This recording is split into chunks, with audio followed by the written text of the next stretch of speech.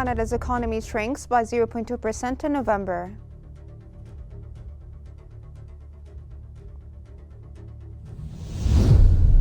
Kremlin response to Trump's tariff threat clarifies no BRICS currency plans. And Lula warns of retaliation if Trump imposes tariffs on Brazil.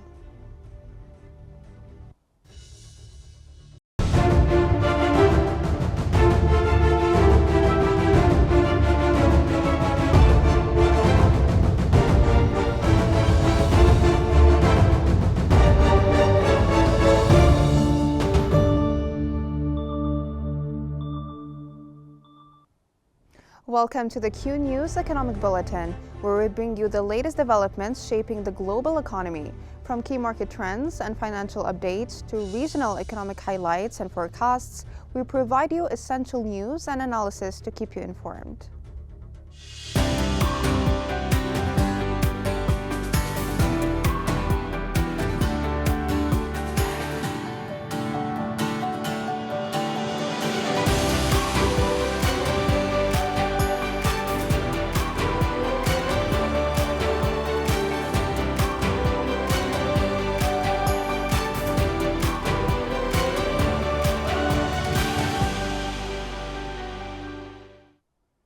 Welcome back. We start off with Europe, where the European Central Bank policymakers have signaled additional interest rate cuts on Friday, just a day after the bank implemented its fourth consecutive rate reduction, bringing borrowing costs down to 2.75%.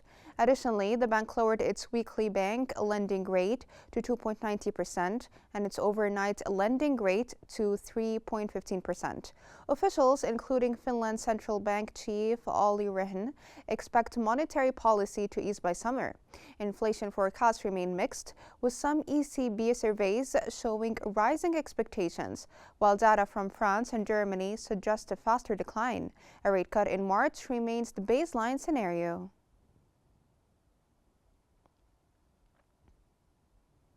European Central Bank President has stated that the Eurozone economy still faces challenges, but expects rising real incomes and easing monetary policy to boost demand, highlighting the strengths of the labor market, with unemployment steady at 6.3% in December. The economy is still facing headwinds, but rising real incomes and the gradually fading effects of restrictive monetary policy should support a pickup in demand over time. While the labour market has softened over the recent months, it continues to be robust, with the unemployment rate staying low at 6.3% in December. A solid job market and higher incomes should strengthen consumer confidence and allow spending to rise. Preliminary data from the Statistics Office has shown that Germany's economy shrank by 0.2% in the fourth quarter of 2024, more than the 0.1% decline expected. The downturn was driven by high energy costs, weak trade, and political uncertainty ahead of the February 23 snap election. Business sentiment indicators show a little sign of near-term improvement, with economists warning of continued stagnation. Germany's GDP also declined in 2024, marking the second consecutive annual contraction. The government has now lowered its 2025 growth forecast to 0.3% from 1.1%, citing global trade tensions and domestic instability. Moreover, preliminary data has shown that Germany's inflation held steady at 2.8% in January, in line with expectations, while core inflation, excluding food and energy, dropped to 2.9% from 3.3% in December. The weak economy and high energy costs continue to impact the labor market, with unemployment rising to 6.2%, the highest in over 4 years. Despite this, inflation in the Eurozone remains above target, with the European Central Bank expected to continue rate cuts, although concerns persist over inflation expectations. Figures from the Federal Labor Office have shown that Germany's unemployment rate rose to 6.4% in January, with 2.993 million people unemployed. While the number of unemployed increased less than expected, seasonally adjusted data showed an increase of 11,000 jobless individuals, bringing the adjusted job rate to 6.2%. Analysts anticipate the unemployment rate to exceed 3 million by early 2025, marking the first time in 10 years. A slowdown in labor demand was noted, with job openings falling by 66,000 year-on-year in January. The Kremlin responded to U.S. President Donald Trump's renewed threat to impose tariffs on BRICS countries if they create a shared currency, clarifying that there were no such plans. Kremlin spokesman Dmitry Peskov stated that BRICS, which includes Russia, was focused on establishing joint investment platforms rather than creating its own currency. Peskov suggested that U.S. experts should provide Trump with more information on BRICS activities. Statistics Canada has reported that Canada's economy shrank by 0.2% in November, led by declines in mining, oil sands extraction, and transportation. The contraction was primarily attributed to work stoppages in inland transportation and at ports. However, a preliminary estimate indicates a 0.2% rebound in December, driven by gains in retail trade, manufacturing, and construction. Despite the contraction, annualized fourth quarter GDP is expected to be 1.8% in line with the Bank of Canada's forecast.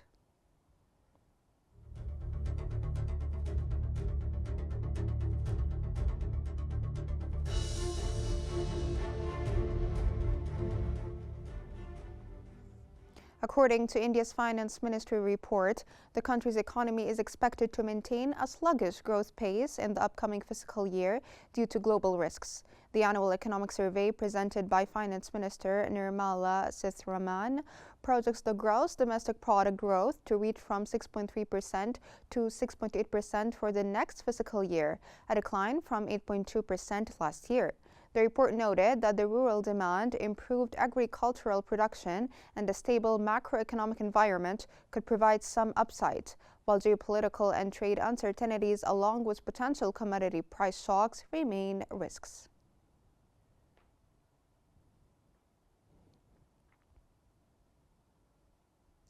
India's Prime Minister Narendra Modi kicked off the first budget session on Friday with a bold vision for the country's development.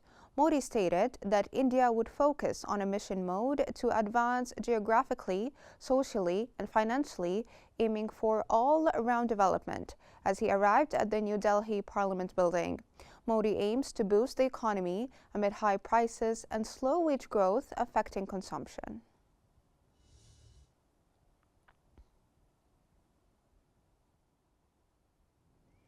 Brazilian President Lula da Silva has warned that his government would respond in kind if U.S. President Donald Trump follows through with threats to impose tariffs on Brazil. The move comes after Trump included Brazil on his list of countries he believes have caused harm to the U.S., despite the U.S. running a trade surplus with Brazil worth $253 million last year. Trump has raised the possibility of tariffs, particularly targeting key Brazilian exports like oil, steel, coffee, aircraft, and orange juice, while the U.S. exports energy products, pharmaceuticals, and aircraft parts to Brazil.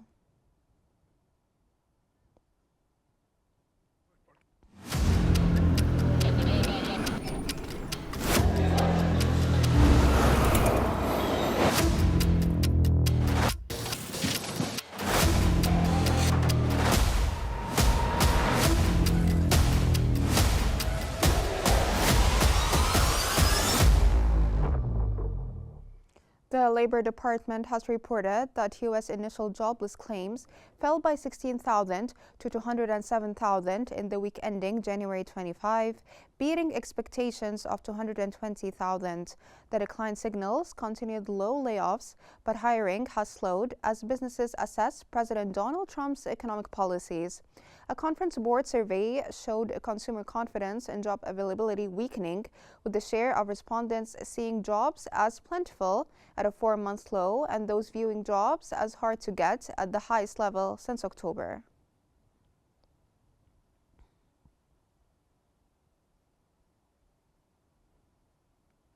The pending home sales index dropped to 74.2 from a revised 78.5 in November, with sharp declines in the Northeast by 8.1% and West by 10.3%. The pending home sales index dropped to 74.2 from a revised 78.5 in November, with sharp declines in the Northeast by 8.1% and West by 10.3%. Pending sales were also down 5.0% year over year.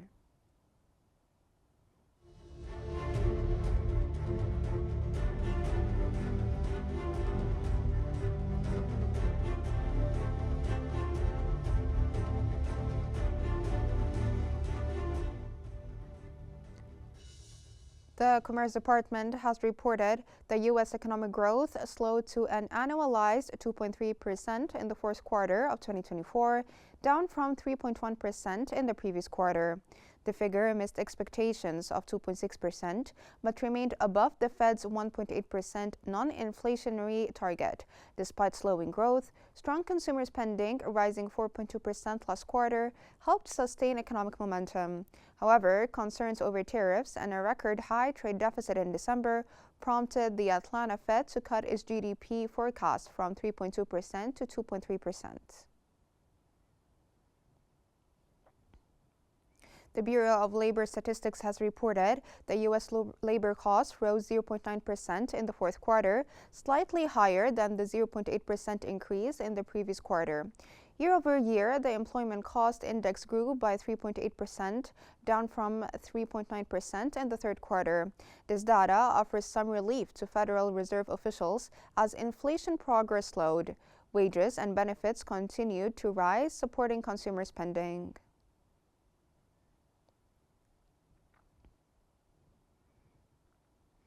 The Commerce Department has reported that U.S. inflation accelerated in December, with the Personal Consumption Expenditures Price Index rising 0.3% from the previous month and 2.6% year over year. Core inflation, which excludes food and energy, held steady at 2.8%. Consumer spending surged 0.7%, its fastest pace in nearly 2 years, driven in part by preemptive buying amid fears of tariffs. The data suggests the Federal Reserve may delay interest rate cuts, with no reductions expected before June.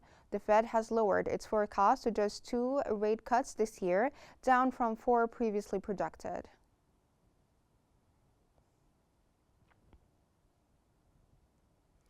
For his part, Federal Reserve Chair Jerome Powell emphasized that there is no hurry to lower rates, citing ongoing inflation concerns and a stable labor market. While acknowledging uncertainty from upcoming policy shifts under President Donald Trump, Powell reaffirmed the Fed's commitment to its 2% inflation target. He warned that cutting rates too aggressively could undermine recent progress in controlling price increases.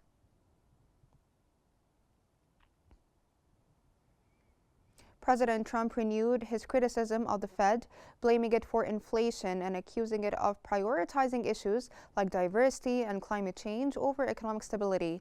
While he did not explicitly call for immediate rate cuts, his administration's policies, including tariffs, tax cuts, and deregulation, could increase pressure on the central bank. Powell refrained from responding directly, stating that the Fed remains focused on economic data rather than political influences. I'm not going to have any response or comment whatsoever on what the president said. It's not appropriate for me to do so. The public should be confident that we will continue to do our work as we always have, focusing on using our tools to achieve our goals and really keeping our heads down and doing our work, and that's how we best serve the public. Can you just comment on whether he's physically communicated this demand to you? I've had no contact. Will the Federal Reserve resist political pressure as it navigates economic uncertainty and Trump's policy shifts? The Federal Reserve left interest rates unchanged at 4.25% to 4.5%. with Chair Jerome Powell signaling caution on further cuts despite growing political pressure. Powell emphasized that the Fed is not in a hurry to lower rates amid economic uncertainty. U.S. President Donald Trump swiftly criticized the decision, blaming the Fed for inflation and accusing Powell of failing to fix the problem. Trump has pushed for lower interest rates, along with sweeping tariffs, tax cuts, and mass deportations, policies economists warn could fuel inflation. Howard Lutnick, Trump's Commerce Secretary nominee, defended planned tariffs at his confirmation hearing, dismissing concerns about price increasing. Powell acknowledged that some at the Fed share concerns over the inflationary impact of Trump's proposals, but said officials remain in wait-and-see mode. The Fed's independence is under scrutiny, with questions emerging over its handling of White House directives, including the cancellation of diversity programs and withdrawal from Global Climate Risk Group. Powell denied political influence, stating the moves were based on the Fed's core mandate. With inflation still above the 2% target, markets remain on edge over potential rate cuts and the economic implications of Trump's agenda.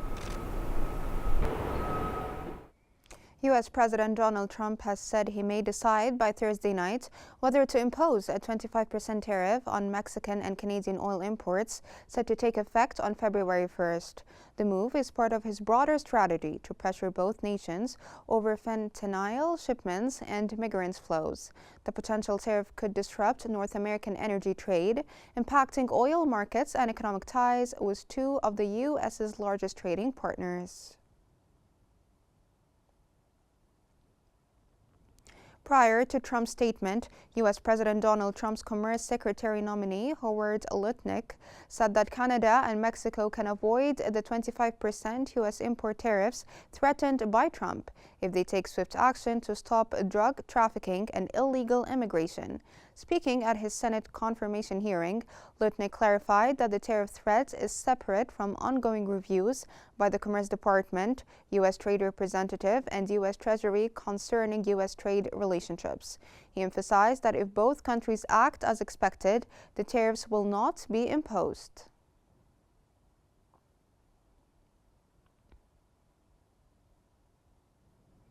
Following Howard Lutnick's statement, Canada's Energy and Natural Resources Minister Jonathan Wilkinson assured that any Canadian response to U.S. tariffs would be regionally fair and not disproportionately impact Alberta, the country's top oil-producing province. U.S. President Donald Trump has threatened 25% tariffs on all Canadian exports starting Saturday. In response, Canada is preparing countermeasures focusing on U.S. goods where Canadian consumers have alternatives. Wilkinson emphasized that Canada must not harm its own long-term interests.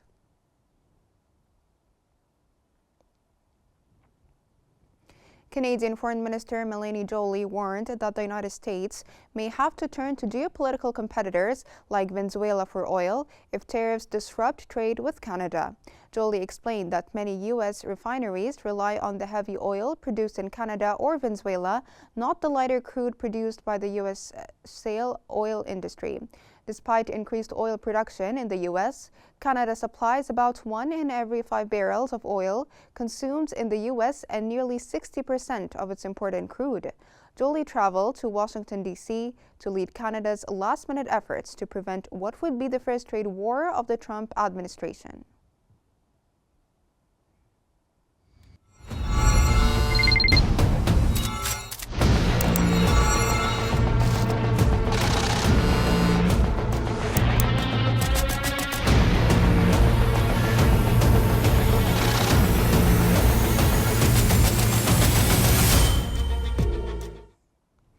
Egypt and Kenya have signed 12 joint agreements to boost bilateral ties and expand cooperation in various sectors. The agreements include political consultations, diplomatic training, and investment cooperation between the Kenya Investment Authority and Egypt's General Authority for Investment. Other memoranda cover maritime partnerships between the Lamu and Alexandria Ports Authorities and the Red Sea and Kenya Ports Authorities. The nations will also cooperate on youth empowerment, higher education, research, IT, space, governance, sustainable development, and urban development. Egypt and Iraq have signed 12 cooperation agreements during an expanded session of the Egyptian-Iraqi Joint Higher Committee.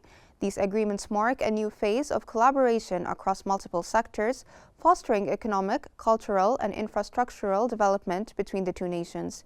Egypt's Prime Minister Mustafa Madbouli and Iraqi Prime Minister Mohammed Shia al-Sudani reaffirmed both countries' commitment to deepening bilateral cooperation and fostering sustainable development.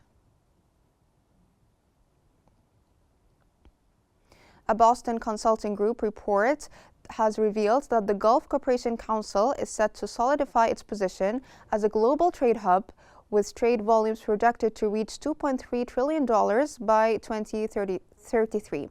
The study, Great Powers, Geopolitics, and the Future of Trade, forecasts a 5.5% annual growth rate, fueled by expanding trade with China, Japan, and other key markets. Non-hydrocarbon trade is expected to grow by 3.5% annually, reflecting successful economic diversification. The GCC strategic location positions it as a crucial link between East and West, with trade between developing nations projected to increase $673 billion through 2033. The Saudi central bank's net foreign assets decreased by $12.8 billion in December, falling to 1.555 trillion riyals from 1.603 trillion riyals in November. The central bank data has revealed that the net foreign assets were also down 5.3% year-on-year. The assets also dropped 5.3% year-on-year.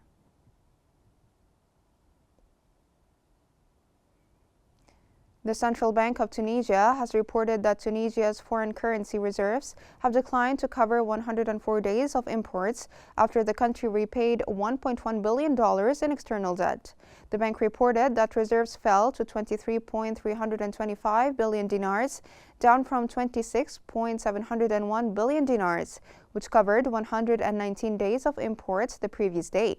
Last month, Tunisia's parliament approved a law allowing the central bank to provide $2.2 billion to help fund the 2025 budget and cover urgent debt repayments, the second such move in less than a year.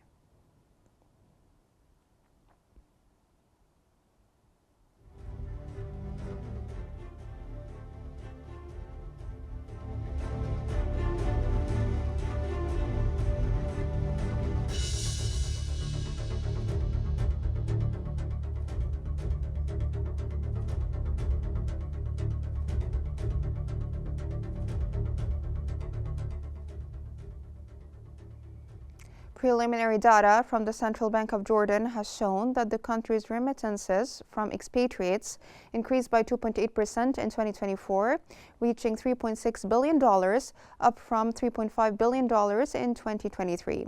In December alone, remittances rose 1.3% to $330.2 million.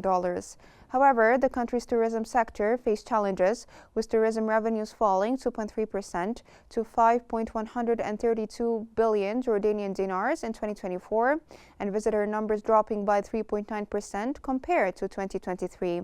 The downturn was attributed to regional instability, particularly the Israeli war on Gaza.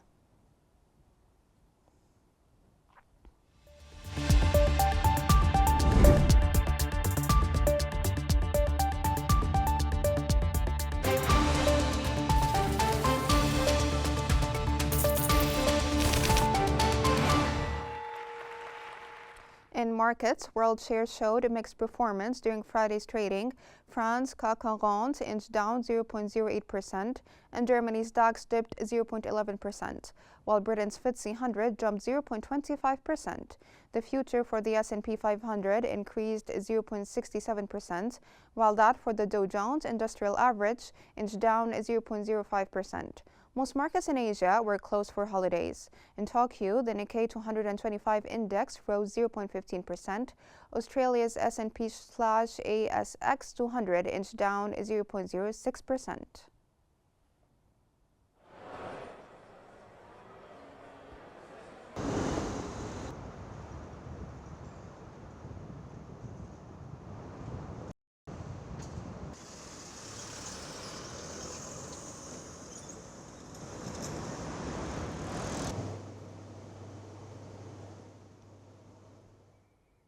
Oil prices were steady on Friday, but on course for weekly declines as markets waited to see if U.S. President Donald Trump will follow through on his threat to impose tariffs on Mexico and Canada on Saturday.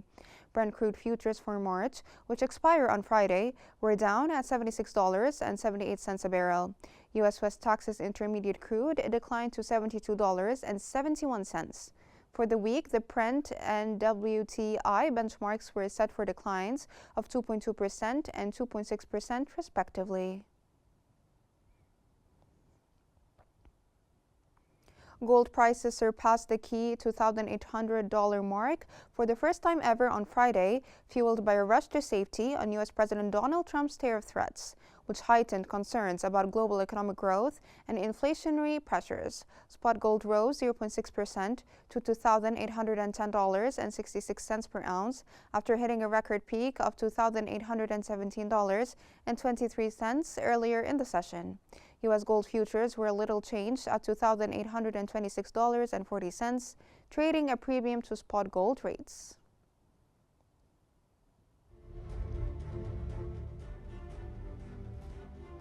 That's all for now. Here's a wrap-up of what we've covered. Canada's economy shrinks by 0.2% in November. Kremlin response to Trump's tariff threat clarifies no BRICS currency plans. And Lula warns of retaliation if Trump imposes tariffs on Brazil.